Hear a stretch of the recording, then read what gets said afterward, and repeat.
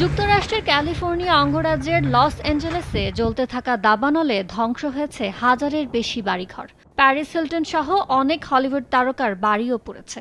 প্রাথমিকভাবে ওই অঞ্চলের ক্ষয়ক্ষতির পরিমাণ ধরা হচ্ছে $5,200 কোটি থেকে $5,700 কোটি।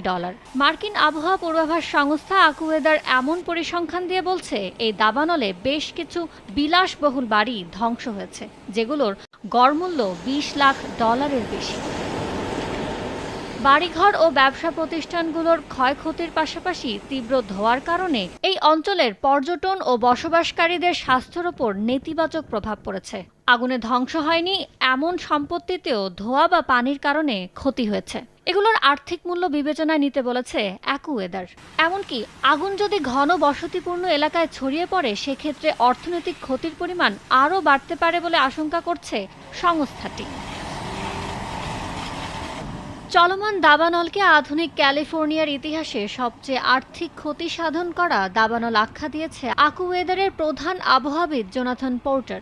আর ইউসিএল এর জলবায়ু বিজ্ঞানী ড্যানিয়েল সোয়েন মনে করেন, এটি ইতিহাসের সবচেয়ে পরিবেশ ক্ষতিকর না হলেও আর্থিক ক্ষতির দাবানল।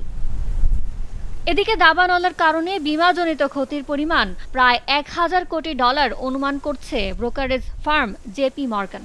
সম্পত্তি পরামর্শদাতা সংস্থা কোরলজিকের অনুমান, লস অ্যাঞ্জেলেস এবং রিভারসাইড মেট্রোপলিটন এলাকার প্রায় $30,000 কোটি মূল্যের 4,56,000-টিরও বেশি বাড়ি ঝুঁকিতে আছে।